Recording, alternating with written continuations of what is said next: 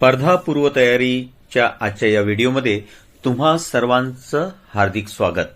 जागतिक कीर्तीचे व्यंगचित्रकार, आदरणीय हिंदू हृदय सम्राट, शिवसेना प्रमुख श्रीमान बाळासाहेब ठाकरे यांच्या जयंती उत्सवानिमित्त माझी मुंबई या विषयावर आधारित माननीय महापौर आयोजित बालचित्रकला स्पर्धा 2024-25 ही स्पर्धा यावर्षी रविवार दिनांक 12 जानेवारी 2025 रोजी सकाळी 8 ते 11 या वेळेत विविध उद्याने व मैदाने या ठिकाणी संपन्न होत आहे.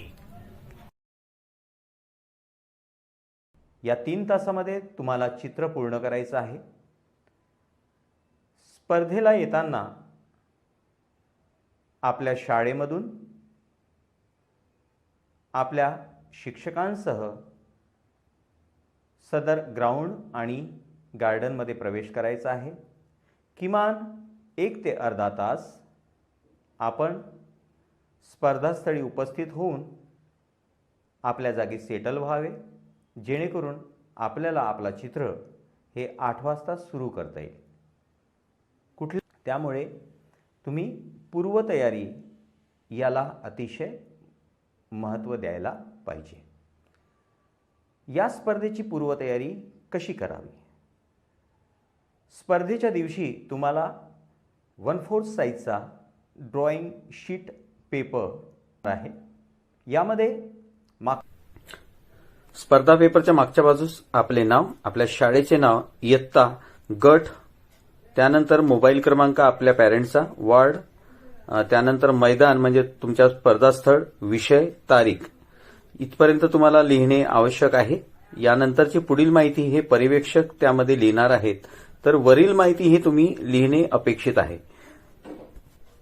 त्यानंतरची जी माहिती आहे ते पर्यवेक्षकांसंबंधी आहे, त्या ठिकाणी विद्यार्थ्यांनी काही भरू नये.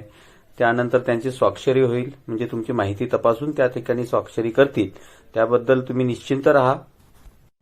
तुम्हाला त्या स्पर्धेदरम्यान पाण्याची बॉटल आणि खाऊ स्वरूपात स्नॅक्स सुद्धा मिळणार आहे. तरीही आपल्याला काही पूर्वतयारी म्हणून हे करणे आवश्यक आहे. जसे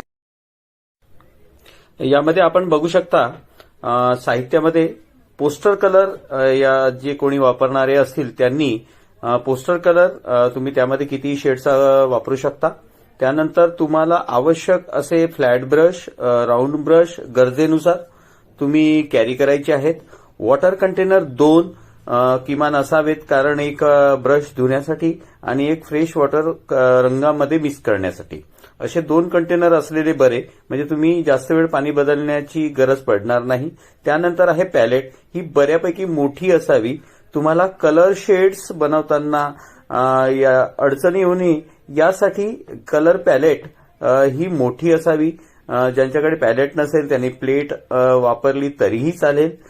ब्रश पुसण्यासाठी कापड हे अतिशय आवश्यक घटक आहे, ते विसरून चालणार नाही. जे पोस्टर कलर करणारे आहेत ते तर कापड अतिशय आवश्यक आहे.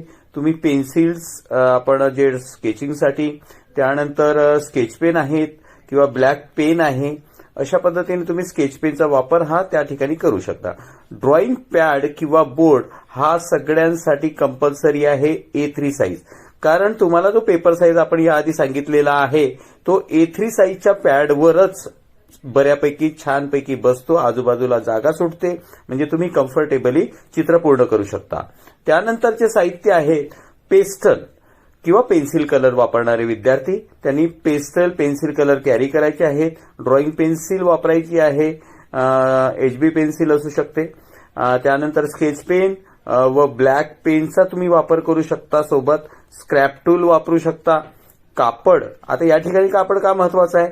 या ठिकाणी कापड यासाठी महत्वाचं आहे की जर लाईट रंग जे आहेत एखाद्या डार्क रंगावर तुम्ही रब केल्यानंतर ते खराब होतात, मळकट होतात, त्यांना स्वच्छ करण्यासाठी कापड असणे आवश्यक आहे.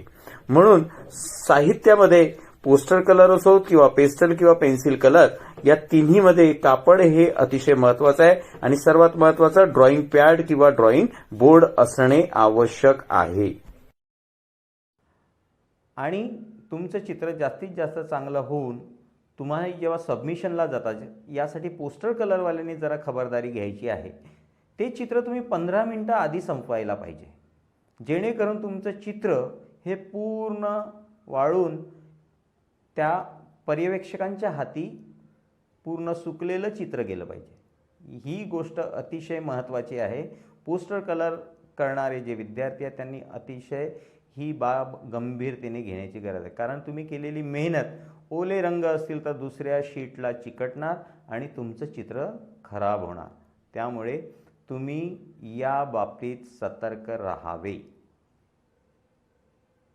तुमच्यासोबत तुमचा स्कूल ID, तुम्हाला दिलेला कलरचा ID असणे आवश्यक आहे. तुमच्याकडे तुमच्या पालकांचा मोबाईल नंबर त्या ठिकाणी लिहिलेला असावा. तर ही स्पर्धा आउटडोअरमध्ये होत असल्याने आपल्याला विविध त्या सरकमस्टान्सेस, तिथल्या परिस्थितीशी आपल्याला जुळवून घ्यावं लागतं. तिथला लाईट कधीकधी डायरेक्टली सनलाईट येऊ शकतो. तर अशा वेळी आपण ते चित्र किती वेळात पूर्ण करायचं आणि किती वेळात ते सबमिशन करायचं, कारण तुम्हाला 3 तास दिलेले आहेत, त्या 3 तासामध्ये ते चित्र पूर्ण करावं लागतं. तर बालमित्रांनो, तुम्हाला या स्पर्धेसाठी खूप खूप शुभेच्छा. तुमचं चित्र हे उत्तमोत्तम हो, हीच सदिच्छेसह आजच्या या पूर्वतयारीच्या व्हिडिओमध्ये एवढंच. जर कोणी आत्तापर्यंत सबस्क्राईब केलेलं नसेल तर सर्वांना विनंती आहे की तुम्ही या चॅनलला सबस्क्राईब करा. येणाऱ्या सगळ्या अपडेट्स तुम्हाला आम्ही या चॅनलवर देण्याचा प्रयत्न करू. पुनश्च एकदा तुम्हाला या स्पर्धेसाठी हार्दिक शुभेच्छा. धन्यवाद.